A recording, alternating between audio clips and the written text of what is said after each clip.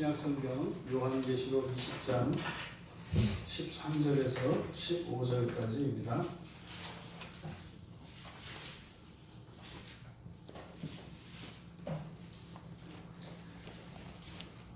요한계시록 20장 13절에서 15절까지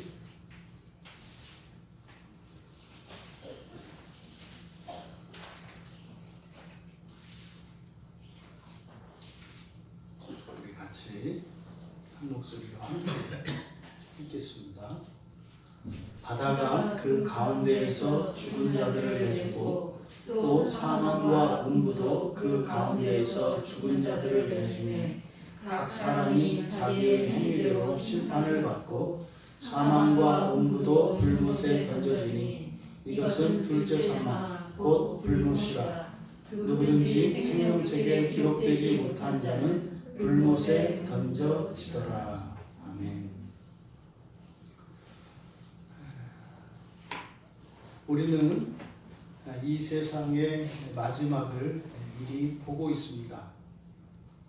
지금 성경에 기록된 이 요한계시록 20장의 이 말씀은 현재도 임하여 있지만 장차 종말론적으로 완성되어질 하나님의 말씀입니다. 그래서 우리가 그 마지막 순간에 가기 전에 성경을 통하여 우리들에게 하나님께서 가르쳐 주시는 그 의도가 있을 것입니다.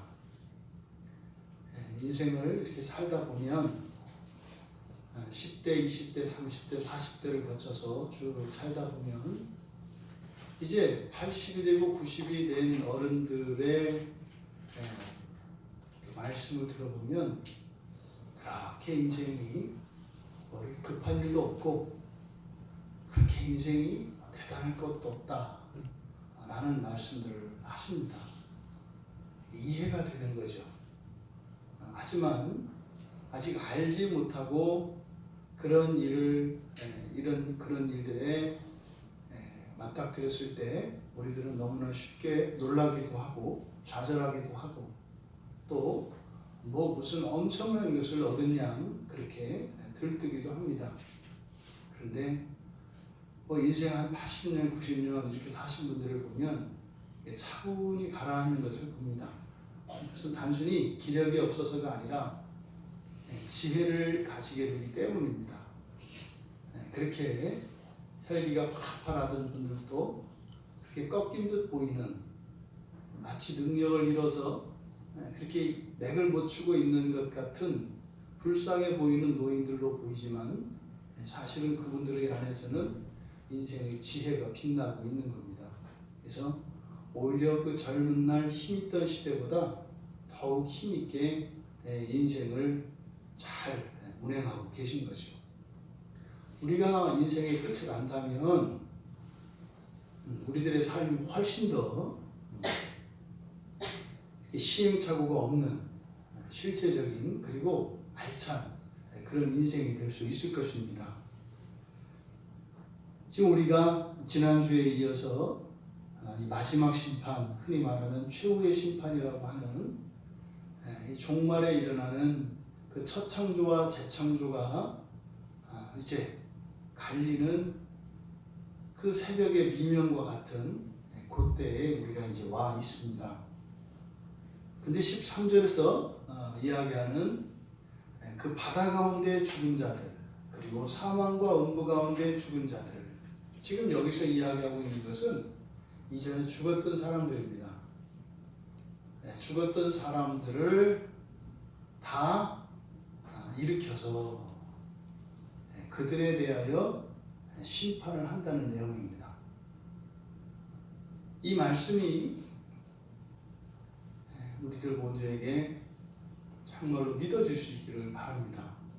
그래서 지금까지 우리가 살아왔던 그리고 지금 살고 있는 우리들의 인생의 잘못된 우선순위들 그리고 이게 정돈되지 않은 우리의 삶들이 반듯하게 질서정연하게 자리매김되어지고 또 그렇게 믿음을 따라 살아갈 때 우리들에게 필요한 것들과 부족한 것들, 그리고 놓쳤던 과거의 그 모든 것들, 이것이 참으로 하나님께서 믿음을 가지고 살아가는 사람들의 인생에 참으로 채워주시고 온전히 하시는 그 일들을 우리 모두가 경험할 수 있게 되기를 주님의 이름으로 축원합니다.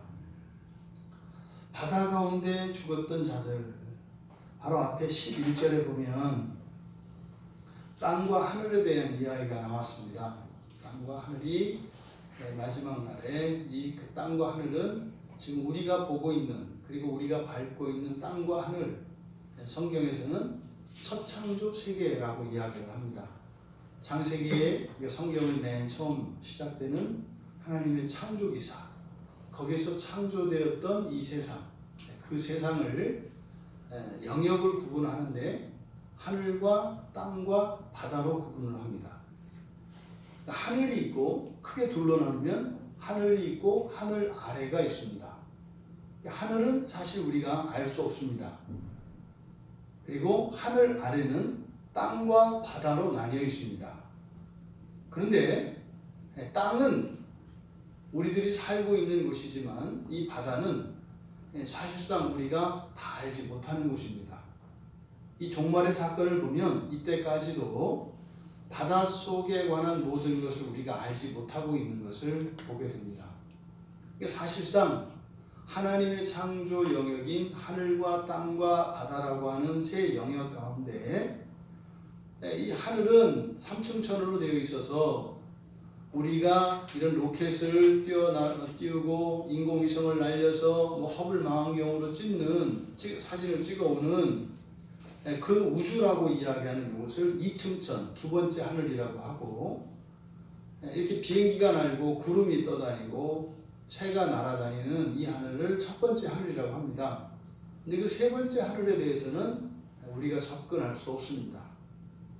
이제 두 번째 하늘에 대해서 알기 위해서 과학자들이 막 그렇게 연구를 하고 노력을 하고 있죠. 그리고 바다도 마찬가지입니다.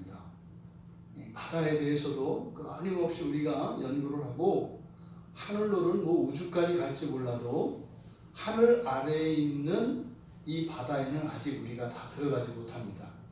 아직 인간의 기술로는 바다의 가장 깊은 심연에까지는 갈 수 있는 기술이 없습니다.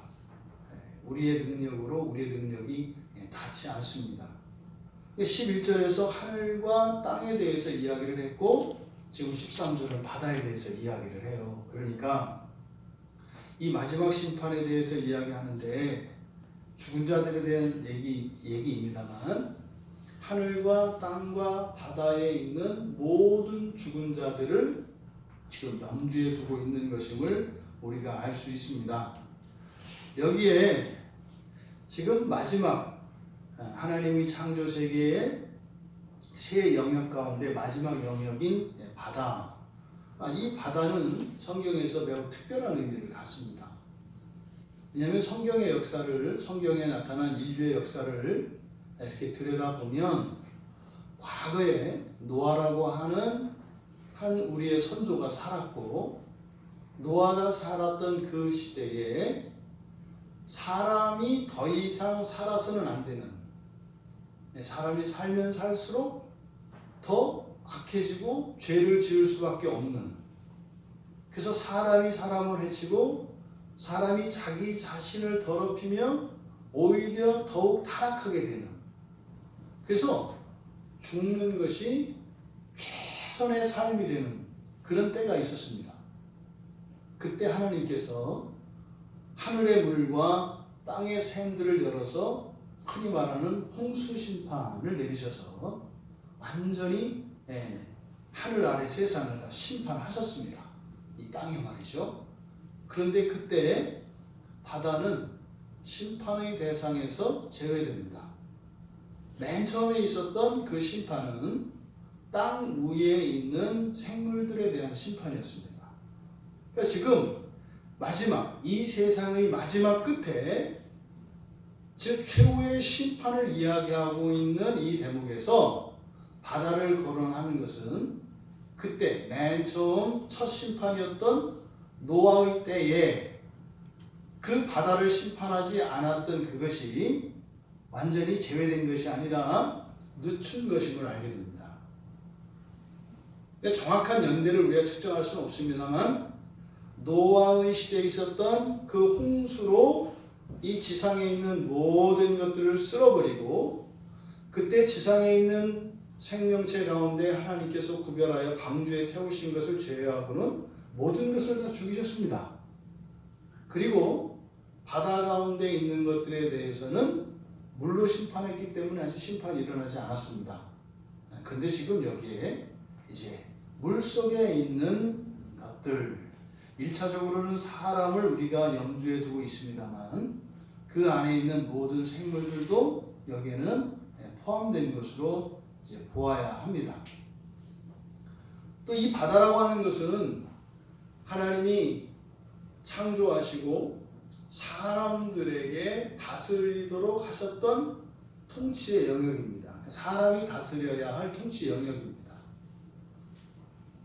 바로 그 사람이 이 세상을 창조하시고 그 사람이 이 세상에 존재하는 그 목적 가운데 하나가 이 세상을 다스리는 것인데 우리가 다스려야 할 그 세상에 속하는 것이 바다이기도 하다. 그래서 노아의 홍수 이후에 이제 노아에게 하나님께서 나타나셔서 이야기를 합니다. 바다의 모든 물고기들이 사람들을 두려워하게 된다. 그것은요, 사람이 통치자이기 때문입니다. 또 하나님께서 믿음의 조상인 아브라함에게 나타나셔서 그 자손의 수가 아주 많은 것을 나타낼 때 바다의 모래에 비유해서 말하십니다. 바다의 모래 이렇게 이야기하면 우리가 그 해변, 그러니까 백사장에 있는 모래를 연상하기가 쉽습니다만 바다에 속한 모래이기 때문에 사실은요, 물에 잠겨 있는 그 땅, 물 속에 있는 땅 있지 않습니까?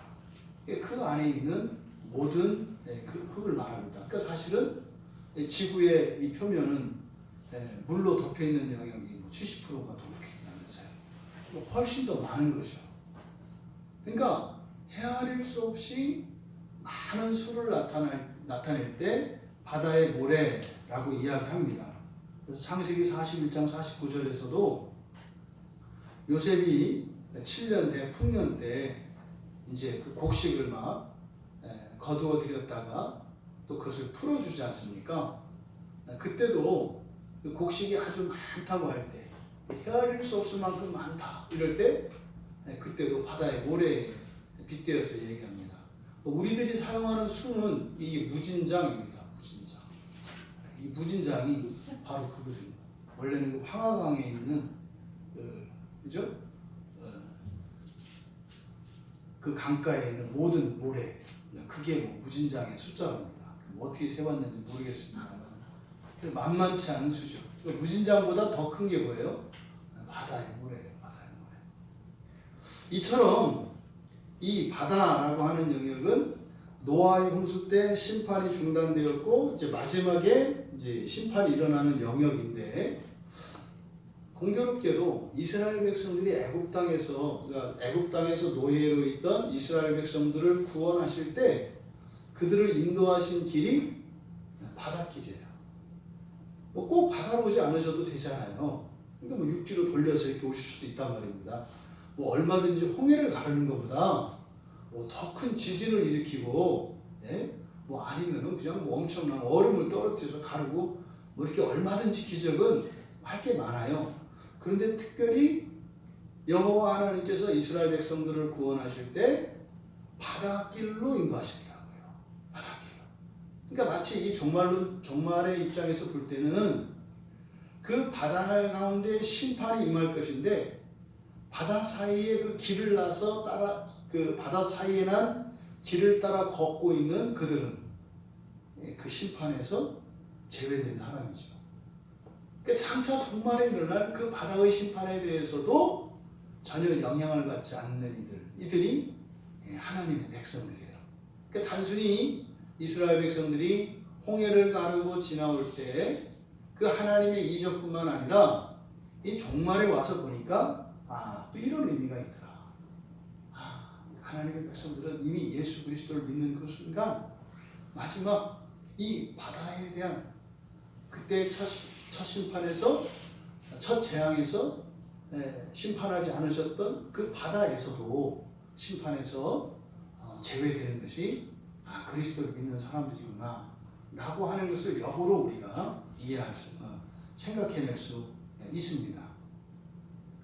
그리고 바다는 말씀드렸던 것처럼 하늘, 땅, 바다 이렇게 세 영역으로 했을 때 가장 낮은 것을 의미합니다. 바다는 가장 높은 것은 하늘이겠죠.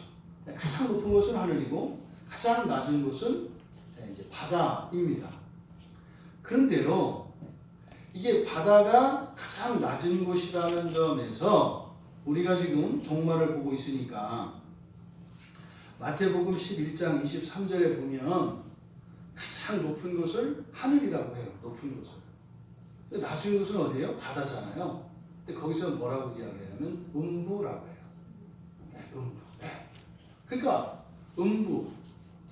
음부와 이 바다는 일맥상통하는 부분이 있어요. 또 예수님이 거라사에서 그 군대 귀신 들렸을 때 그 귀신들이 또 가려고 했던 것도 어디예요? 바다 속으로 가려고 해요. 그러니까 정확히는 우리가 알 수 없습니다만 이 음부, 흔히 말해서 수월, 죽은 사람이 간다고 하는 그곳이 어디 있냐? 땅 속에 파고 들어가면 있냐? 바다 속에 있냐? 그게 모르겠어요. 근데 이번에 이 바다와 관련해서 성경의 용례들을 들여다보면 가장 낮은 곳을 땅 속이라고 하는 것이 아니라 어디라고 해요? 바다 속이라고 한다고요. 그러니까 이제 약간 재밌는 생각이 드는 거죠. 우리나라 전설에 그 용궁이 거기구나. 이런 생각이 드는 거예요. 그래서 영왕이 그러면 그놈이구나. 이제 이런 생각이 드는 거예요. 그래서 이 가장 낮은 곳, 가장 깊은 곳이라고 하는 바다와 음부는 모종의 연관성이 있습니다. 분명히 있습니다. 그러니까 지금 이 바다라고 하는 이곳은 실제로 죽은 자들이 거처하는 곳을 우리가 일반적으로 음부라고 합니다. 그런데 하나님의 창조 세계의 영역으로 보아서는, 성경을 보아서는 바다일 가능성이 많아요. 땅속 파고 들어가서 용암이 있는 그곳이 아니라 이 바다일 가능성이 많아요. 그러니까 음부라고 이렇게 이야기할 때는 죽은 사람이 거주하는 공간을 음부라고 합니다. 우리들이 받치는 주거 양식 있잖아요. 뭐 주택, 아파트 뭐 이런 거 있지 않습니까? 그런 개념이죠. 또 뭐 이렇게 여기 방배동 거기에 가면 설해마을인가요? 네, 설해마을, 그죠? 예, 설해마을이라고 있어요. 이제 거기가 이제 옛날에 외국 그 사람들이 와서 살던 곳, 거기 이렇게 설해마을이라고 이름 지었거든요. 그러니까 음부라고 하는 말은 그거예요. 죽은 사람들이 사는 곳, 뭐 이런 뜻입니다. 근데 그 죽은 사람이 사는 곳들인 음부의 주소지가 어디라는 거예요? 태평양 21번지 몇 통 몇 반, 뭐 이렇게 된다는 거죠. 그래서 가장 낮은 곳이라고 하는 공간적인 의미에서의 바다와 죽은 사람이 거처하는 음부라고 하는 이것이 바다와 모종의 관계가 있다. 실제로 우리가 앞에서 살펴보았던 것처럼 이 지물식이 올라오는 것도 바다에서 올라온다고요. 뭐 이것은 정확한 내용은 아닙니다. 하지만 성경에 제시되어진 성경의 내용들을 살펴보면 우리가 그 정도 이렇게 유추하는 것은, 그렇게 억지로 끼워 맞추는 것은 아닙니다. 그러면 여기서 바다 가운데에서 죽은 자들, 이 누구를 말할까요? 바다 가운데에서 죽은 자들. 그러니까 지금 여기는 마지막 심판, 최후의 심판과 관계되어 있습니다. 근데 앞에서도 하늘과 땅을 거론할 때 요한이 이야기하고자 하는 바는 뭐예요? 예외가 없다는 거예요. 심판에서 벗어나는 사람, 벗어나는 대상이 없다는 거예요. 하나님 앞에서 도망가는데 도망갈 데가 없다 이렇게 얘기를 하거든요. 하늘과 땅에서 말이죠. 그리고 지금 바다에 대해서 언급을 하는데 그 바다 가운데 죽은 자들을 이제 내준대요. 그럼 이게 누구를 이야기할까? 첫째로는 우리가 노아의 홍수 때 죽은 사람들을 생각할 수 있습니다. 아무도 그때 그 사람들을 기억하지 못합니다. 아무도 기억하지 못합니다. 그때도 이 지구상에 사람들이 흩어져서 분명히 살았거든요. 근데 이 지구 전체가 물로 덮여서 다 죽었다고요. 순식간에 다 죽어버렸어요. 그러면 그때 그 죽었던 그 사람들, 그 사람들의 입장에서는 억울할 수도 있어요. 뭐 갑자기 그냥 비가 쏟아져가지고 말이죠. 좀 며칠 오다 말 줄 알고 집에 들어앉았더니 물이 새가지고 나와서 옥상에 올라갔더니 차올라서 안 되겠다 싶어서 나무로 올라갔더니 또 차올라서 산으로 올라갔더니 거기까지 와서 완전히 덮어버려서 다 죽었다고요. 그러니까 어떤 사람들은 억울하다고 이렇게 한을 품고 죽었을 수도 있어요. 억울하다. 그리고 뭐 그때도 그러지 않았겠어요? 그 다음날 결혼하려고 날 잡으는 사람들도 있었을 테고, 네? 뭐 20년 만에 그 해외여행 가려고 이렇게 한 사람도 있었을 거 아니에요. 그런데요, 다 죽었다고요. 그러니까 바다해 가운데 죽어 있는 사람들의 1차적인 대상은 바로 노아의 홍수 때 죽었던 사람들이에요. 왜요? 그 사람들은 사실은 제대로 심판을 받지 못했어요. 죽음을 당했지만 자신들의 죽음에 대해서 인격적으로 이렇게 설국하지 않았을 것 같아요. 그 사람들을 다 불러일으키는 거죠. 그러니까 이들은 어찌되었든 심판으로 말미암아 죽은 사람들입니다. 또 이 바다 가운데 죽었다라고 하는, 그러니까 죽어서 바다에 던져진, 그러니까 바다에서 죽었다라고 하는 이 사람들은 고대 근동의 문화에서는 그러니까 땅에 매장되지 못하고 비참하게 죽은 사람들을 말합니다. 우리나라에서도 이렇게 집 안에서 운명하지 않으면 시신이 집 안에 못 들어옵니다. 우리나라 전통 유교 장례에서도. 노상객사하면 그것은 귀신들이 이렇게 잡았다고 생각을 해서 시신을 집으로 들이지 않습니다. 집 바깥에서 노제를 지내고 그냥 떠나가죠. 그러니까 인류사에 이렇게 비명 행사하고 사람들에게 그 죽음이 알려지지 않은 수많은 사람들이 있습니다. 살았는지 죽었는지. 제 친구 중에도 하나 있어요. 제 친구 중에도 하나. 이게 뭐 최근에 이제 자꾸 그 친구가 생각이 나는데,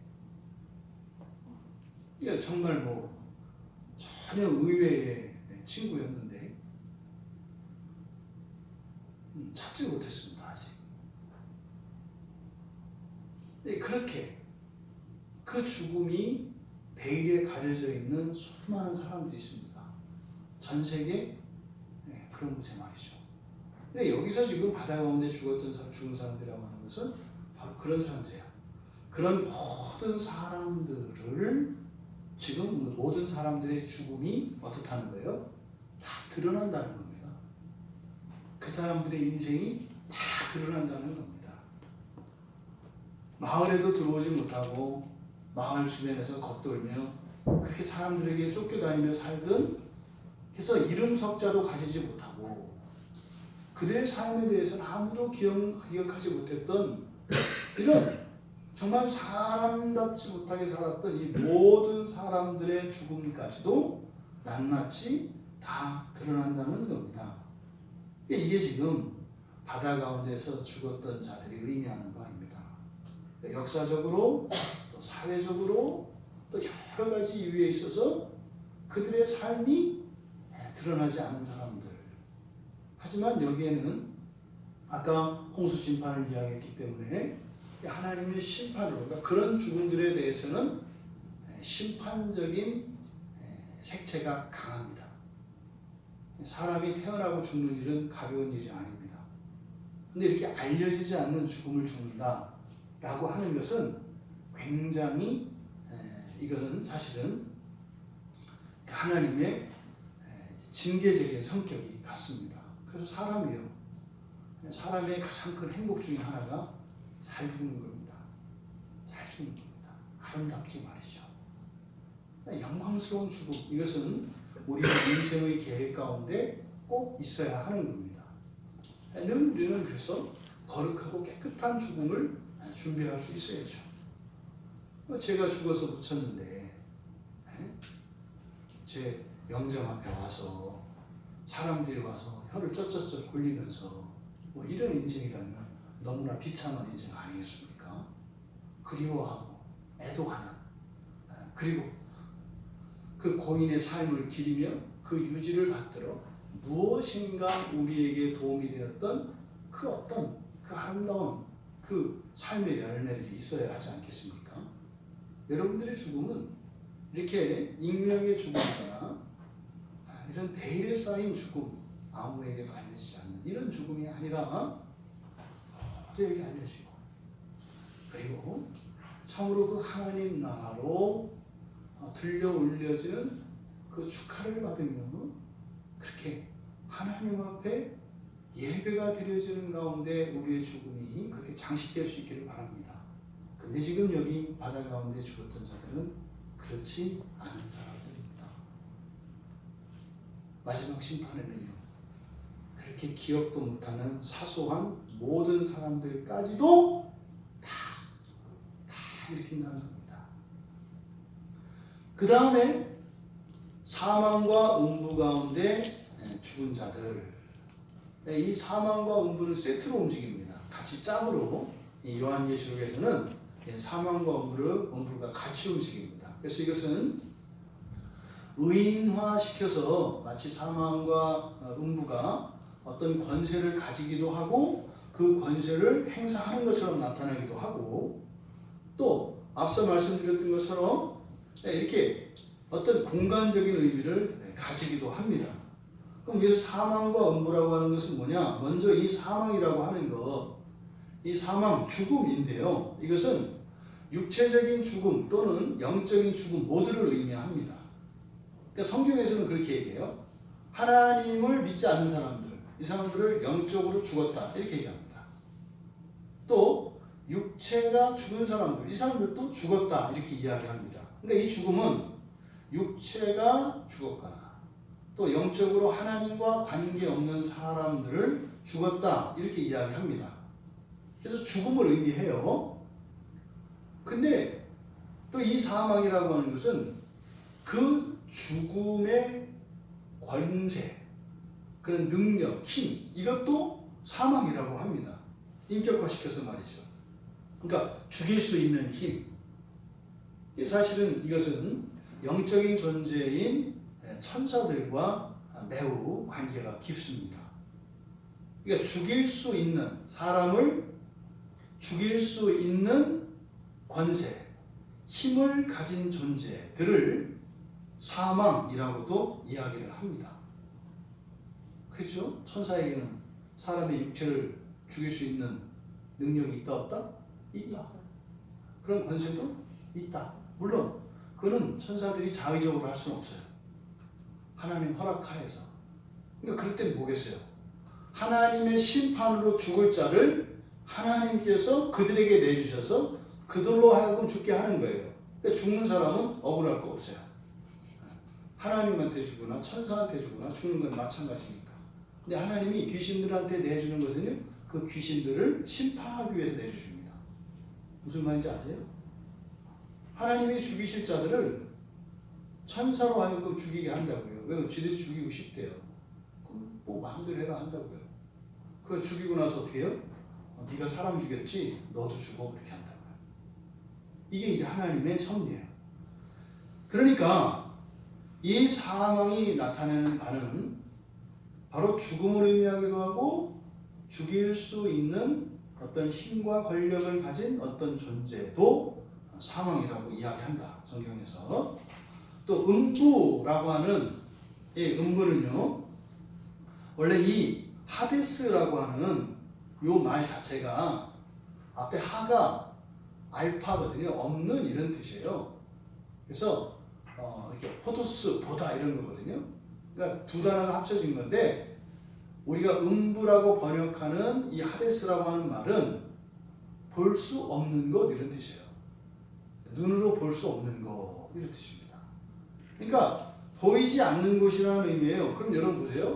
보이지 않는 곳이라고 하는 말이 가지고 있는 의미는요. 두 가지예요.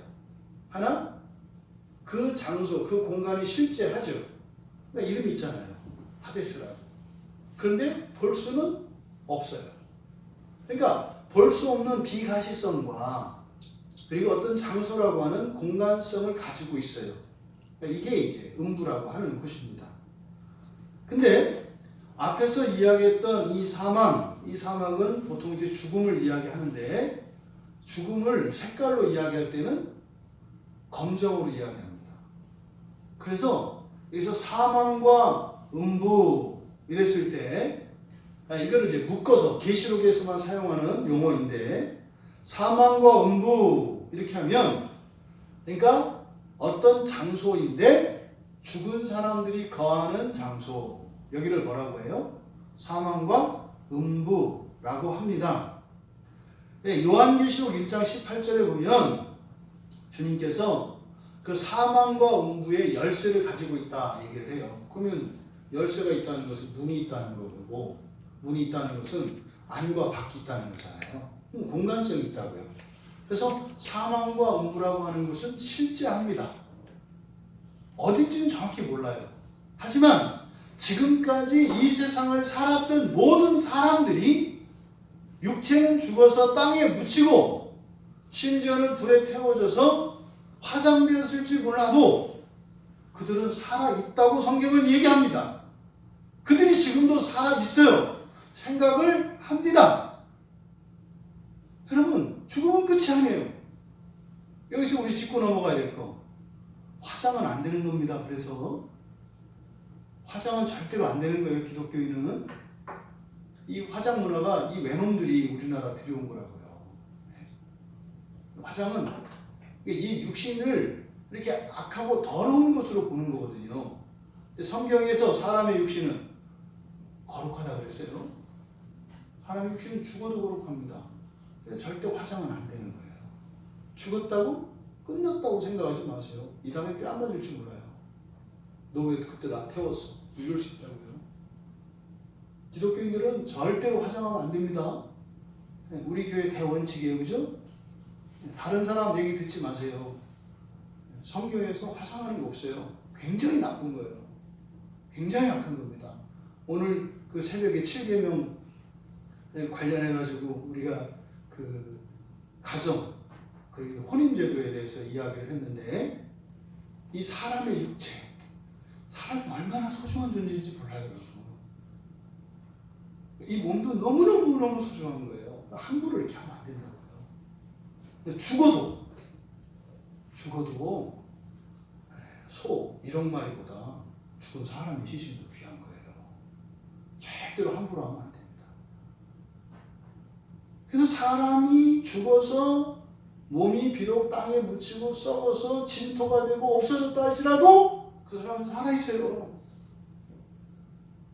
여러분들 가족 가운데 먼저 이 세상을 떠나시는 분들이 있을 거예요. 살아계세요. 이게요, 마냥 기쁘기만 한 게 아니에요, 여러분.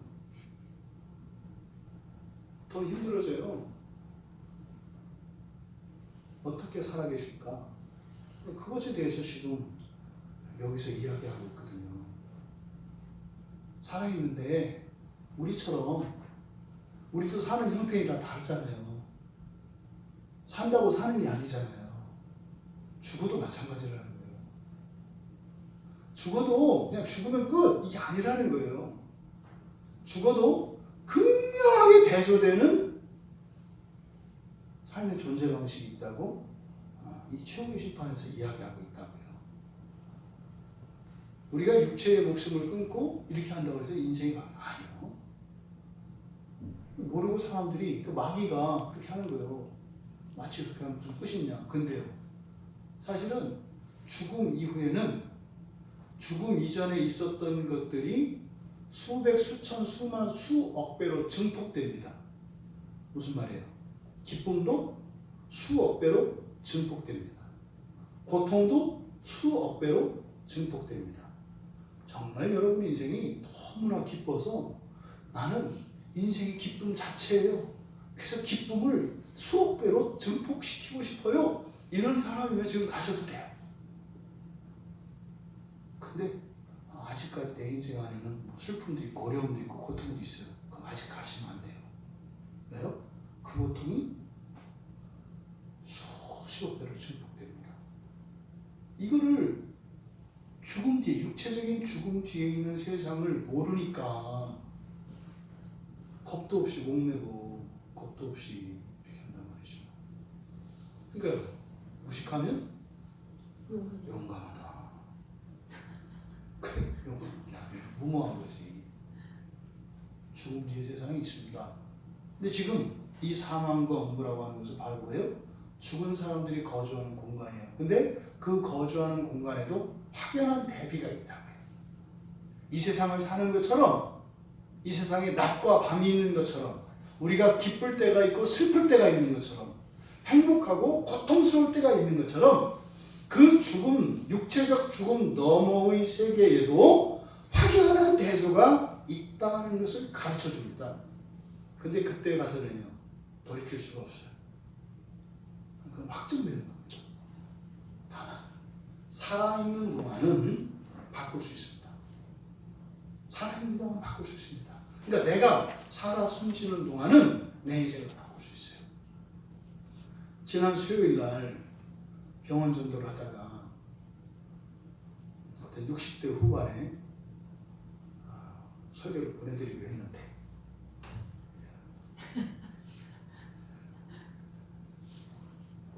원래 사역자였던 것 같아요. 사역자. 근데 오빠가 교통사고 당했어요. 30대겠죠? 아니네요. 지금 72세시고 31년 됐으니까 41살 때 교통사고를 당하신 거예요.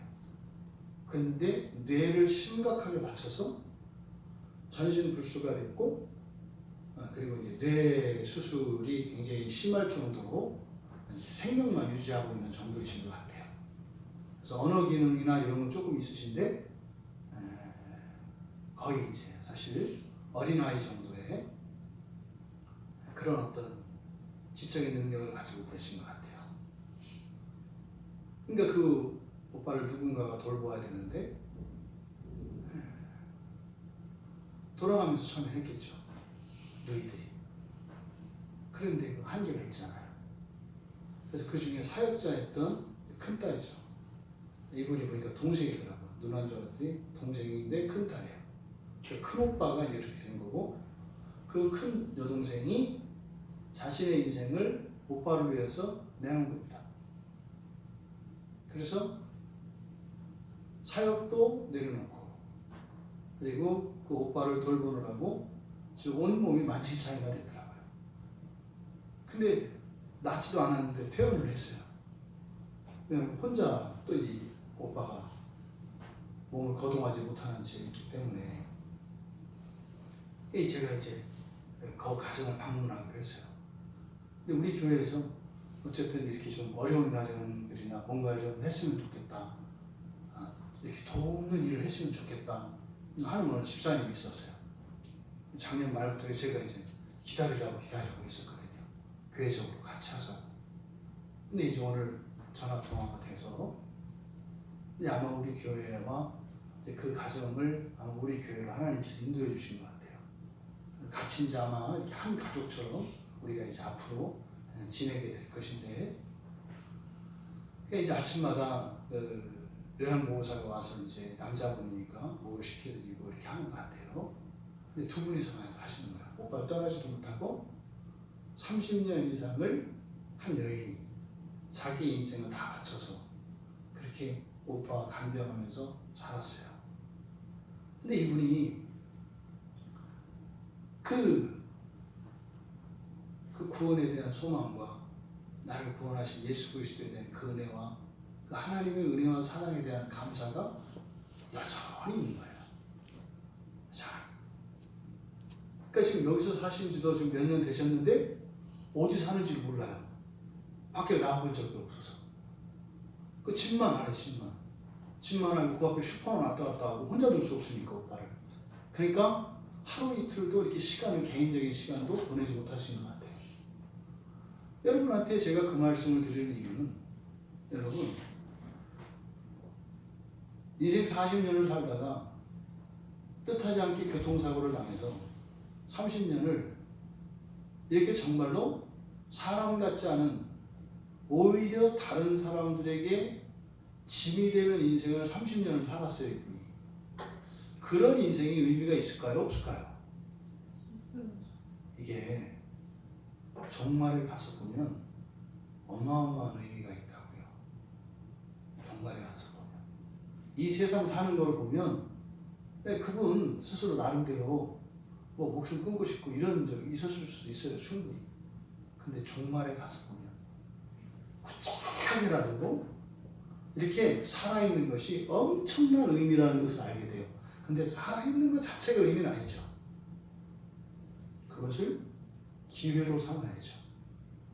기회로 삼아야죠. 그러니까 이렇게 전신 볼 수 있는 이런 분들은요, 우리같이 이렇게 두 다리를 가지고 돌아다닐 수 있는 사람들이 찾아가야 돼요. 찾아가서 어떻게 해줘야 돼요?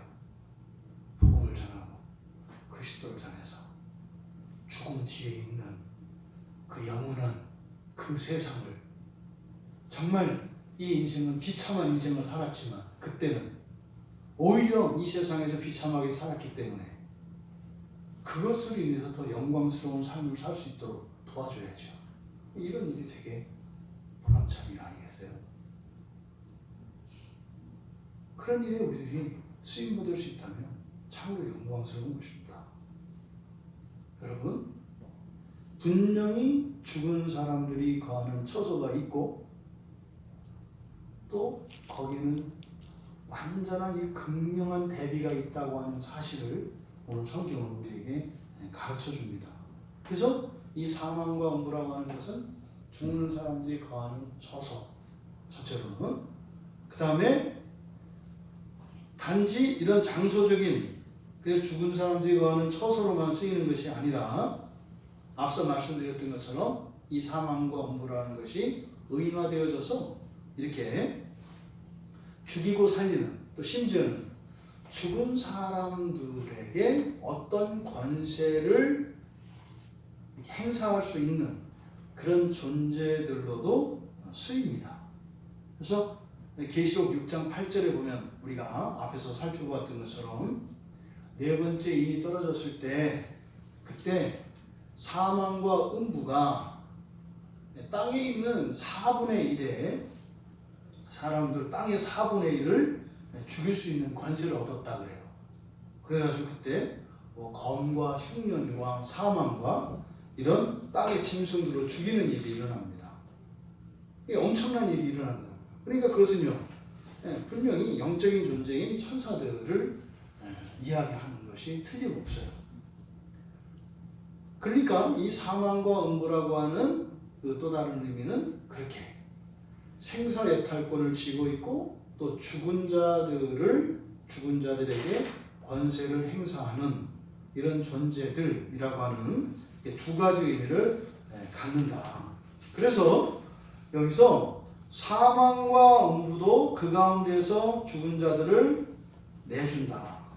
그러니까요, 일시적으로는 그들에게 맡겨져 있어요.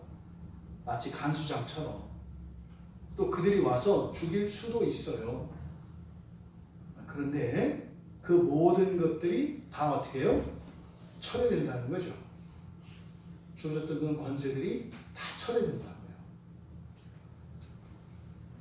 그래서 그들의 권세 아래 있던 그런 사람들까지도 다 나오는 거예요. 그러니까요, 역사 속에 존재했었던 악하고 또 심지어는 그 사단 마귀의 꾀임에 넘어가서 뭐 그렇게 어떤 뭐 죄 가운데서 죽었든 아니면 시험 가운데서 죽었든 또 그 권세 아래서 그 지배 아래서 그게 마치 하나님인 줄 알고 살았던 뭐 이런 모든 사람들을 다 불러내신다는 거예요. 그리고 나서 이제 그들을 심판을 합니다. 근데 13절 끝에 뭐라고 되어 있어요? 뭘로 심판받는다고요? 자기의 행위대로. 아까 말씀드렸죠. 아니 갑자기 이 지구를 덮는 대홍수가 일어나서 물에 빠져 죽을 때 자기가 잘못한 거 생각할 겨를 있겠어요? 여러분들이 환난을 겪어보면 압니다. 환난을 겪으면요 생각할 정신이 없어요. 여기서 지금 이렇게 빠져나가고 이 문제 해결하는데 정신이 없지 지나고 보면 어떻게 해왔는지도 모른다고요.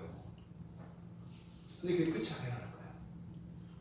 그들을 다 불러내서 낱낱이 그들의 행위가 기록되어진 그 책들을 가지고 그들의 행위들을 다 심판한다는 겁니다. 갑작스럽게 죽었던 아니면 자기가 왜 죽었는지도 모르고 또 자신의 죄도 전혀 인정하지 않고 오히려 원망하고 한을 품고 죽었던 사람들까지도 다 불러서 그들의 행위를 낱낱이 열거하면 저는 죽어 마땅한 자입니다 라고 고백할 수밖에 없게 됩니다. 그때는 한이고 뭐 이런 거 없어요.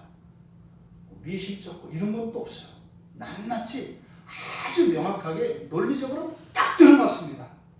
그러니까 아무 소리도 못해요. 이게 좋진 않는데 그냥 가만히 있을 수밖에 없는 너무나 정확해서 이게 최후의 심판 때 일어나는 겁니다. 이 행위의 심판에서 살아남을 사람 아무도 없습니다. 아무도 없습니다. 작은 죄 하나도 하나님께 대하여 짓는 죄이기 때문에 그 죄질이 크고 작고와 상관없이 우리의 죄, 우리가 범죄하는 대상이 창조주 하나님이시기 때문에 없는 것 같은 먼지보다도 작은 것 같은 죄 하나도 그 범죄하는 대상이 하나님이기 때문에 이거는 용서받을 수 없습니다. 아시죠? 옛날에 그 군주국가에서 왕 앞에서 실수하면 어떻게 돼요? 갖다 묻어버리라 묻는 정도예요. 삼족을 멸해버리잖아요. 왕 앞에서 하면 그러잖아요. 하나님 앞에서 짓는 죄라고 하는 것은 그 결과는 어마어마한 거죠. 오직 생명책에 이름이 기록되는 것 외에는 다른 방법이 없습니다. 그 행위의 심판이 있기 전에 그 한 권의 책, 수많은 그 사람들이 모든 행적을 기록한 그 책들, 거기에 있는 내용을 가지고 하나님의 심판 앞에 서면 아무도 살아남을 사람이 없어요. 근데 그 책들만 보는 게 아니라 뭘 본다? 생명의 책을 본다. 생명의 책에 김찬재라고 하는 이름 석자가 써 있으면 그 옆에 써 있더라고요. 예수님 보증. 그러면 이 행위의 책 가운데 있는 이 모든 행위들로 인한 이 모든 죄값은 이미 예수님께서 십자가에서 받으신 것이기 때문에 그에 대한 하나님의 진노가 그 생명책에 이름이 올라있는 사람들에게는 임하지 않는다는 겁니다. 여러분 믿든 안 믿든 상관없습니다. 알려드리는 거예요. 참고하시라고. 참고하시라고. 하늘 우러러 맹자처럼 한 점 부끄러움이 없기 사실 수 있다면 그렇게 하시든지, 그렇지 않다면 생명책에 여러분들의 이름이 기록되기를 바랍니다. 그래서 예수님이 오셨어요. 착한 사람 되라, 훌륭한 사람 되라. 그럴 수 없는 거 아세요? 그래서 오셨어요. 그래서 우리 벌을 예수님이 대신 받으신 거라고요. 남김없이요. 그래서 예수님이 받으셨기 때문에 우리가 용서되는 것이 예수님 백으로 용서되는 게 아니에요. 예수님이 다 받으셨기 때문에. 여러분은 물론이고 여러분이 사랑하는 여러분 가족, 이웃, 또 여러분들이 살면서 그렇게 정을 나누고 서로 신세를 지고 받고, 아니 여러분들이 알았던, 심지어는 여러분을 미워했고 여러분을 고통스럽게 했던 사람들까지도 일단은 생명책에 이름이 오르기를 바랍니다. 일단은 같이 살고자. 일단 그리고 나서 뭘 하자. 행위대로 그 심판 앞에 아무도 살아남을 자가 없습니다. 근데 놀라운 얘기가 나옵니다. 14절에 보니까요. 사망과 음부도 불못에 던져졌다. 그래요. 그러니까 마치 사람을 죽이는 힘, 죽이는 세력, 죽이는 권세, 이 모든 것이 싹 없어진다는 의미죠. 또 하나, 그들이 거하는 이런 처소도 없어진다는 의미입니다. 그러니까요, 그때가 되면 죽어있는 사람이 없어요. 죽어있는 존재가 없다고요. 다 살아있어요. 그때는. 지금은 죽은 자와 산 자가 있잖아요. 육체가 살아있는 사람이 있고 죽어있는 사람도 있잖아요. 고인이 된 분들. 네? 그래서 8글자로 현구, 학생, 부군이라고 이렇게 이름 붙여지는 사람들. 죽은 자들 아니에요. 우리 살아있는 자들 아니에요. 또 예수 안에 있는 자들과 밖에 있는 자들 이렇게 돼 있잖아요. 그때는요. 믿음이 없어져요. 여러분. 그때는. 명확한 지식으로 다 드러난다고요. 그때는 낱낱이. 살아있는 상태에서 그런 어마어마한 대리가 일어나게 됩니다. 이제 더 이상 죽음도 존재하지 않습니다. 그러니까 죽은 사람도 없습니다. 그러니까 죽은 사람이 거하는 처소도 따로 있을 필요가 없습니다. 그런데요, 이들이 불못에 던져진다. 그러니까 성경에서 말하는 진짜 최후의 최종적인 지옥은 불못이에요. 우리가 일반적으로 이야기하는 불못은 아직 끝 전입니다. 마치 우리가 이 세상 살면서 괴로움을 겪는 그것이 어마어마할 정도로 큰 규모로 심각하게 성경에서 1000년이라고 나와 있는 그 기간 동안을 지내는 것을 지옥이라고 우리가 일반적으로 이해를 해요. 그건 지옥도 아니에요. 이 뒤에 있는 이 불못에 대해서는 이야기를 안 합니다. 설명할 수가 없어요. 근데 이제 뒤에 가면, 뒤에 계시록 21장 8절에 가면 거기에 유황, 그냥 불이 아니라 유황불이라고 이렇게 첨가가 됩니다. 여러분들이 그 유황이 불타는 걸 보셨는지 몰라요. 유황불은요, 더 살벌합니다, 진짜. 푸른 빛이 나요. 불꽃이. 더 무시무시합니다. 그러니까요, 그 타는 그 열기의 극렬함이 더해지는 거죠. 이게 불못이에요. 살아있는데 살아있는 게 아니라고요. 그거에 대해서는 자세히 이야기하지 않아요. 하지만 그렇게 되는 날이 온다라는 겁니다. 그러니까 이 사망과 음부까지도 이 불못에 던져지는데 이것을 둘째 사망이라고 한다. 그러니까 사망은 죽는 게 몇 번 있어요? 2번 있다고 가르쳐 주는 거예요. 우리가 흔히 말하는 죽음이라는 한 번의 죽음이 있어요. 인생 100년, 수명 한 번 있어요. 그 다음에 2번째 죽음이 있어요. 이거는 영원한 죽음이라고 합니다. 이거는 피해야 됩니다. 절대로 피해야 됩니다. 이거는 여러분, 그 자존심 이런 것도 부리지 마시고 억지 이런 것도 하지 마세요. 둘째 죽음은 절대로 죽으면 안 됩니다. 한 번 죽는 것은 정해져 있어요. 하지만 둘째 죽음은 절대 피해야 합니다. 여러분은 물론이고 여러분 가족들은 더더군다나 이 둘째 사망에는 절대로 참여하면 안 됩니다. 알려고 하지 마세요. 뭐냐? 관심도 갖지 마세요. 그냥 그것만 하세요. 그건 안 돼. 무조건 안 돼. 둘째 사망은 절대로 안 돼. 절대로 안 돼요. 이게 요한 사도가 우리에게 가르쳐 주시는 거예요. 그런데요, 그 둘째 사망에 그러면 어떻게 한다느냐? 이게 중요하잖아요. 15절에서 너무나 짧게, 너무나 분명하게 이야기합니다. 누구든지는요. 예외 없다는 거예요.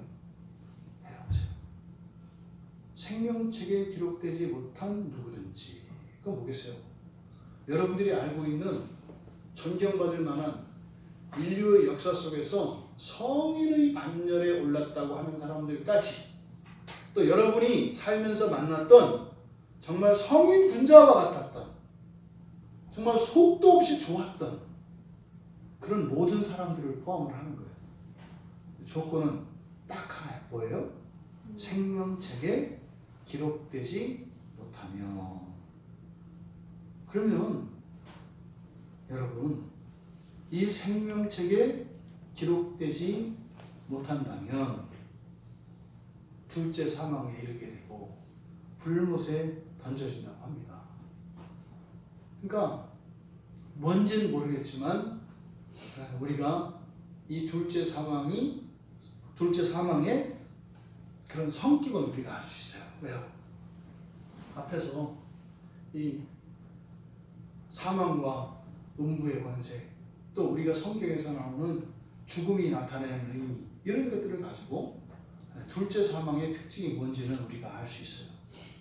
그러니까 그거는요, 1차적으로 죽음이 의미하는 것처럼 존재가 멸절되는 거예요. 존재가 멸절된다는 것은 무의 상태가 아닙니다, 여러분. 점점 시들어져 가는 걸 말해요. 이걸 고통으로 말하면 어떻게 될까요? 점점 고통이 커지는 걸 말해요. 존재가 점점 사라진다는 것은요, 고통이 점점 커가는 걸 말해요. 슬픔이 점점 커가는 걸 말해요. 배신과 증오가 점점 커가는 걸 말해요. 어느 정도로요? 유황불이 타는 것처럼 극렬할 정도로요. 그리고요, 영원이에요. 이게 둘째 사망이 의미하는, 우리들이 접근할 수 있는 둘째 사망의 특성입니다. 그러면 생명책에 기록되지 못한 사람들을 역으로 그냥 생각하면 되죠. 생명책에 기록되면 되잖아요, 사실. 그러면 생명책에 우리의 이름 석자가 어떻게 기록되는가? 그냥 간단히 이야기하면 예수를 구주로 영접하면 돼요. 안 어렵거든요. 안 어려워요. 하나도 안 어려워요. 우리들이 인생을 살면서 내 목표를 달성하기 위해서 우리가 드리는 시간과 수고를 한번 생각해 보세요. 그 마지막에 이 둘째 사망을 면하기 위해서 내가 예수를 받아들이는 거라는데, 이건 마치 뭐예요? 직장에서 정말 꼴도 보기 싫은 사람이 우리 회사의 오너야. 근데 월급을 다른 데보다 한 5배를 많이 줘요. 참고 다닐만 하다니까요. 5배면 더 심해도 다닐만 해요. 그것보다 훨씬 싫어. 또 예수님은 그렇게 성질이 더럽지도 않고 괴팍하지도 않아요. 네? 날 사랑하신다니까요. 예수를 내 사장님으로, 내 주인으로 영접하지 말아야 될 이유가 하나도 없다니까요. 근데 놀라운 일은 이 세상이에요. 그렇게 예수를 주로 영접하는 일을 싫어해요. 이게 왜요? 귀신들의 작용이라니까요. 아니, 어렵고 손해보는 일도 말도 안 되는 거를 감당하면서 그냥 나를 위해서 죽어주고 나를 도와주고 헝클어진 내 인생을 펴줘서 정리해주고 그 지복의 삶을 주려고 하는 예수님을 따르는 일에는 아주 그냥 전 먹던 힘까지 다해서 적극적으로 반대를 해요. 내 정신이 아니죠. 아니, 논리적으로 맞지 않다니까요, 여러분. 우리 그렇게 안 살아요, 인생을. 근데 이상하게 예수님에 대해서는 감정이 싫다니까요. 예수님이 뭐 나한테 쌀대밥 한 달 달라고 그랬어, 뭐 따귀를 때렸어, 뭐 사기를 쳤어, 뭘 했어. 근데 왜 싫으신데요? 왜 영접 안 하시는데요? 몰라. 그냥.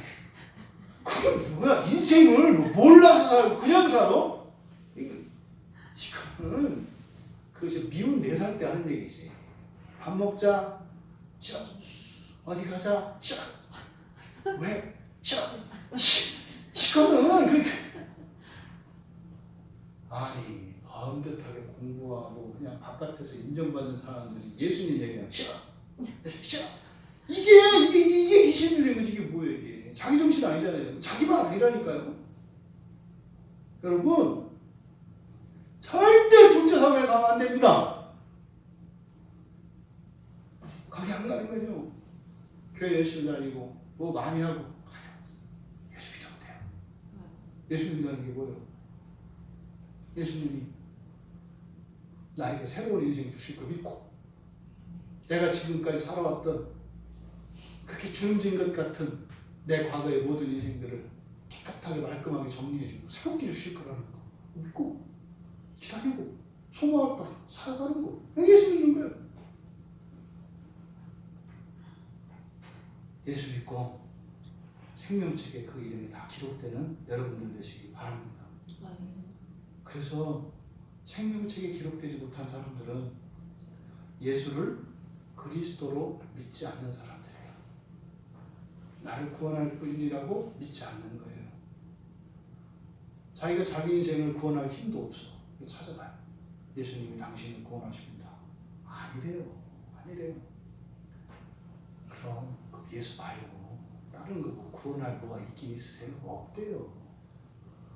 그럼 예수님이 당신을 구원하면 좋고 아니면 어차피 본전 아니에요. 그렇대요. 그럼 예수를 그리스도로 믿으시죠? 싫대요. 그게 뭐야? 그럼 예수 말고 뭐 또 있으세요? 없대요. 아니 그럼 다른 방법도 없구만. 그럼 한번 믿어보시죠? 아니면 말고 싫대요. 왜 그래요? 둘째 자매가 뭔지 이러는 거예요. 모르니까. 제가 우리 아내한테 가끔 하는 말이 있어요. 여성들한테도 이제 다 주의를 주는 말이에요. 여러분들 운전할 때 조심하셔야 돼요. 운전하면 자기가 차인 줄 알아요. 자기가 차처럼 센 줄 알아요. 차처럼. 운전대 앉아있으면. 그러니까 뭐 운전 함부로 하다가 봉변당하면 호되게 당합니다. 아시죠? 이상한 사람도 있거든요. 진짜로. 그 차 안에 앉아가지고 괜히 빵빵거리고 이렇게 인상 쓰고 이렇게 하다가 인생에 쓴맛 보는 수가 있어요. 절대로 그러면 안 돼요. 절대로. 나약한 존재거든요. 우리들은. 그러니까 막 그냥 무슨 어떤 위치에 있고 이렇게 차 안에 있다고 그래서 절대 함부로 안 돼. 늘 그냥 다소곳하게 그냥 무조건 해보겠습니다. 뭐라고 하거든 죄송합니다. 이러면 안전한 거예요. 한번 당해보면 그렇게 살게 돼요. 그러니까 그 전에 겁도 없이 건들건들 하는 거죠. 인생의 쓴맛을 한번 보고 나면은 그렇게 못하죠. 그러니까 둘째 상황이 뭔지 모르니까 싫어 이거 하는 거예요. 근데 문제 2번의 기회가 없어요. 중간에 가. 사는 동안 확실하게 선을 긋기 바랍니다. 여러분. 이 자리에 계신 분들 단 한 사람도 절대로 둘째 상황 가시게 할 수 없어요. 여러분들 중에서 예수 안 믿는다면 오늘 설교 안 끝나요. 밤새라도 못 가. 그거 하면 안 돼. 안 돼. 아무 생각도 안 돼. 아무도. 예수를 그리스도로 믿으시기 바랍니다. 여러분들에게 뭘 요구하는 거 아닙니다. 하나님은 늘 우리를 보면 안쓰러워하세요. 자식을 바라보는 부모맘처럼 늘 안쓰러워하세요.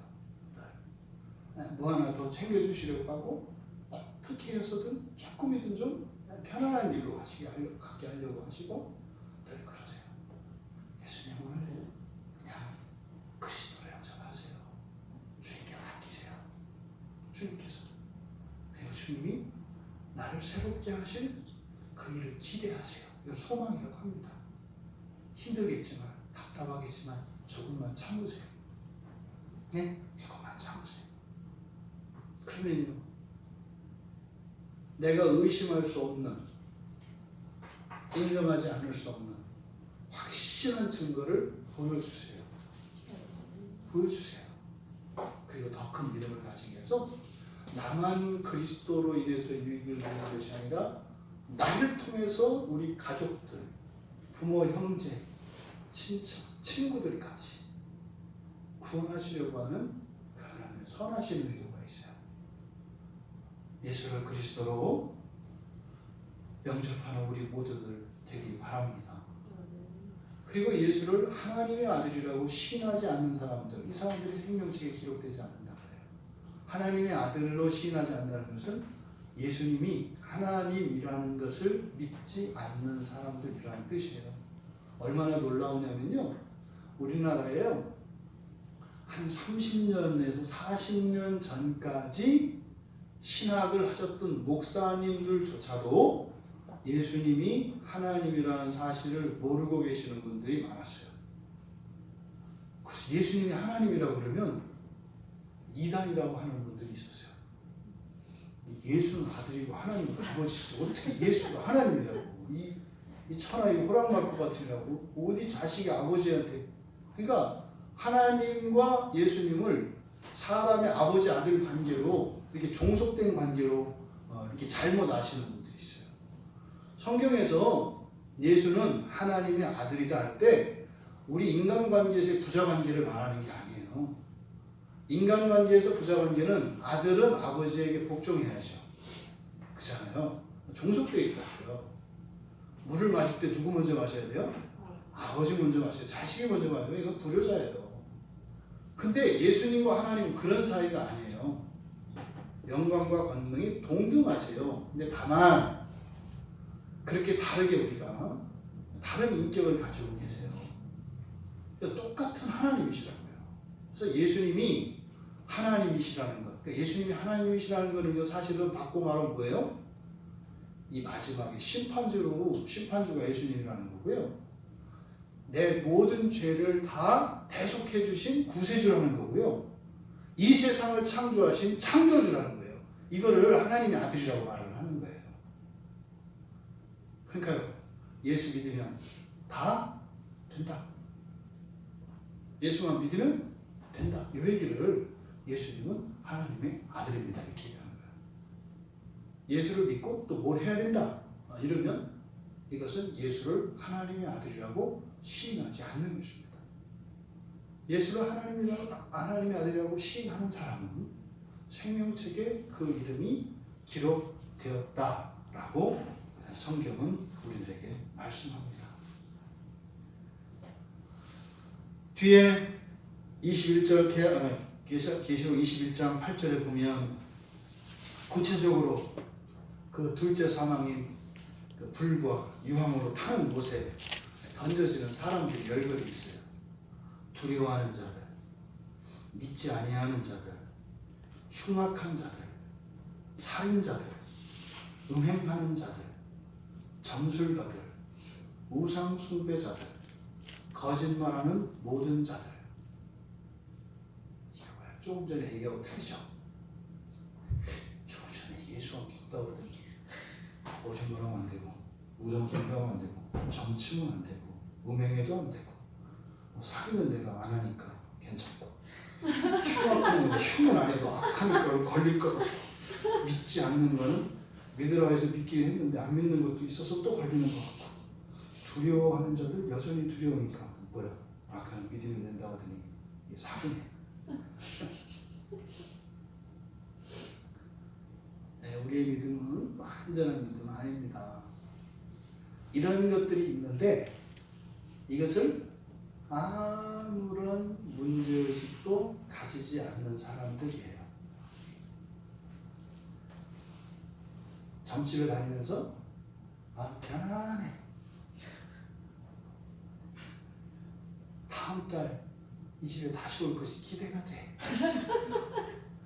그리고 누가 요즘에 갓 신받은 여기 현수막 붙었더라. 갓 내린 신받은 뭐 저쪽에 누가 하나 왔는데 새로 왔는데 참 신하대. 아주 새거라 좋대. 이런 거에 가슴이 뛰는 분들. 여러분들은 분명히 둘째 사망 가운데 있는 사람들이에요. 그럼 어떻게 돼요? 죽었어요. 얘기 안 해요. 어떻게 돼요? 회개해야죠. 하나님 좀 몰랐는데 점집 얘기 들으니까 가슴이 뛰게요. 그러니까 제가 이게 저는 몰랐는데 전 죽을 이게 둘째 상황 가운데 있네요. 그래서 어떻게 해요? 기도해요. 하나님 살려주세요. 둘째 상황 가운데 갈 수 없어요. 놀라운 일이 일어나요.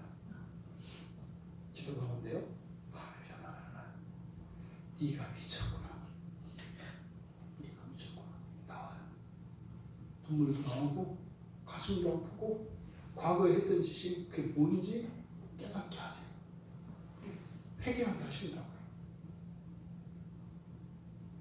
사람을 속이고 사기치고 이렇게 하는 것을 당연히 알고 당당했던 사람들, 그런 사람들 계속 산다면 성경에 따르면 불과 유황으로 타는 못에 던져져요.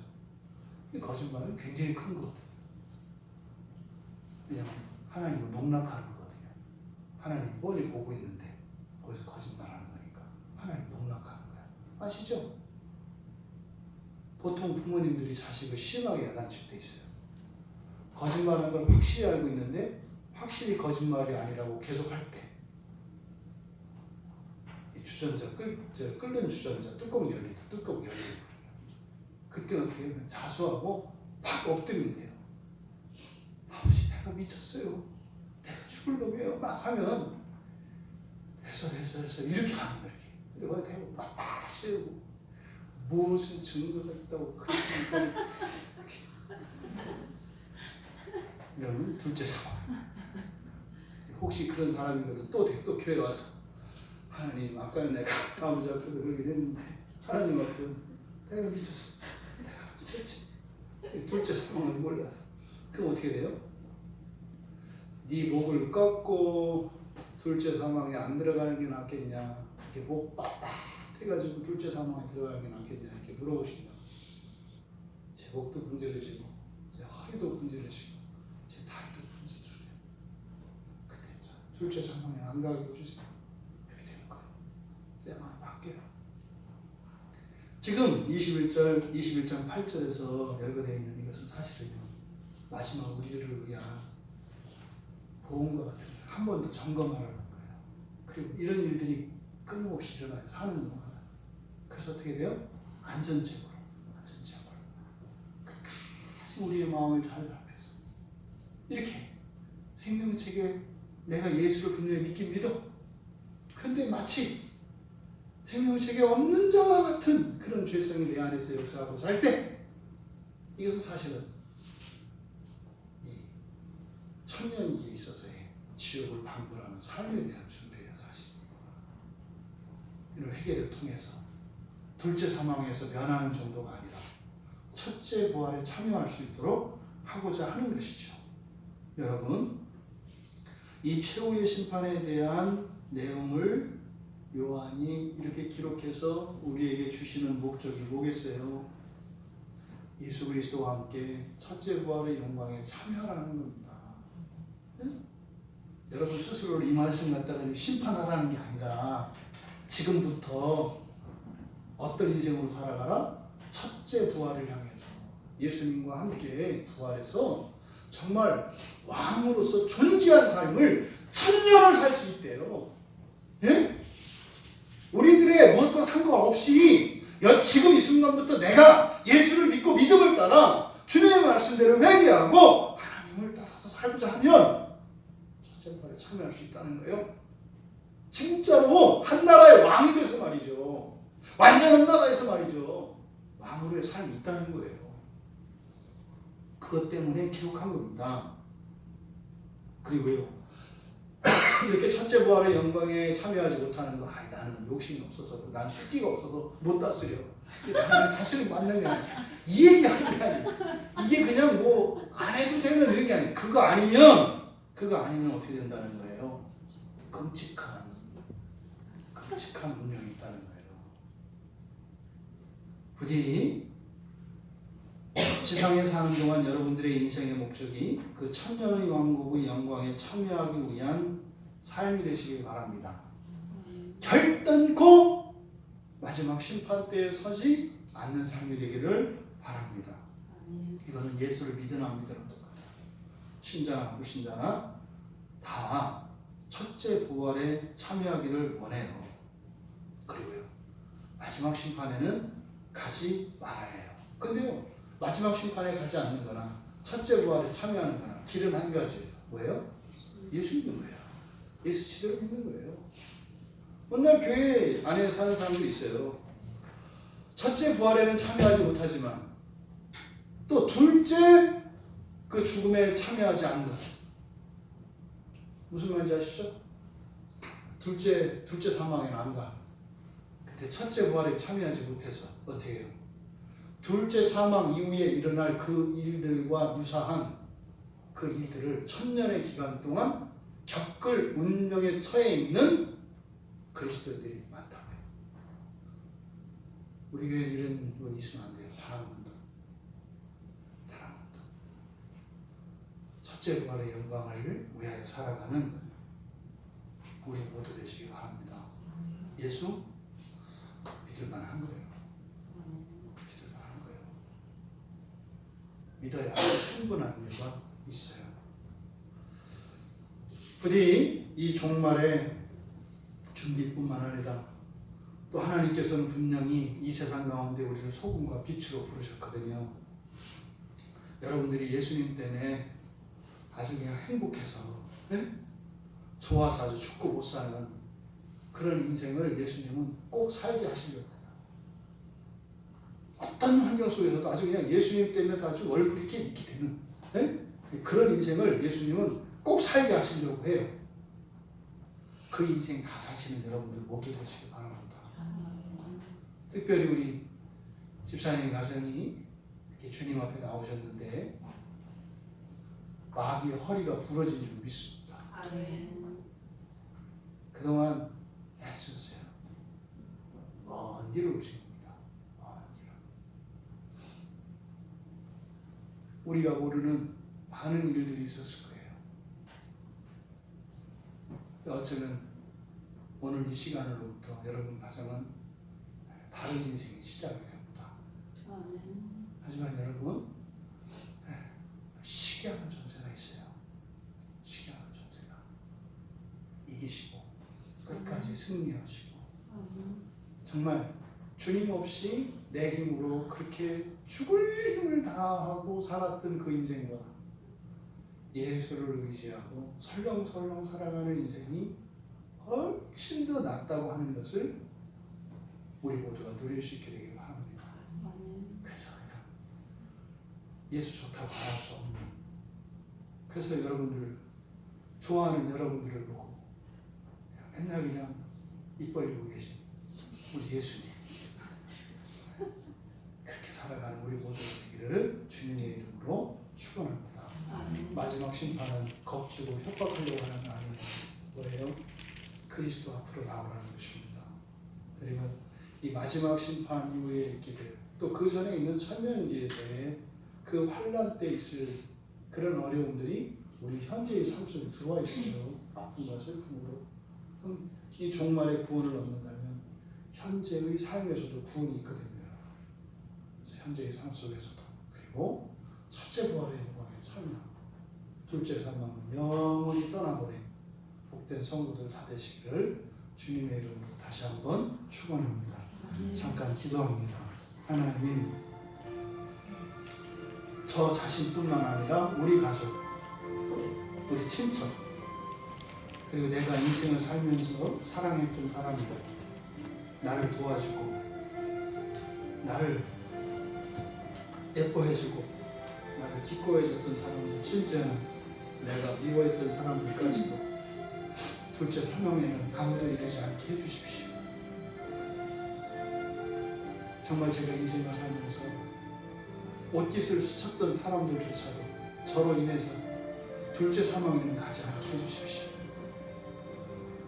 다음으로 둘째 사망에 가지 않는 정도가 아니라 첫째 부활에 우리 주님과 함께 그 영광에 참여할 수 있도록 저의 인생을 이끌어 주십시오.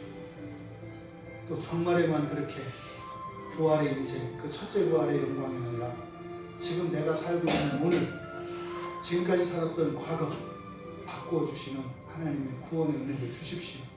내가 예수를 의지하고 예수를 그리스도로 영접하고 믿음으로 살기 원합니다. 정말 하나님 믿음으로 내 인생을 살게 해주십시오. 우리 같이 기도하겠습니다.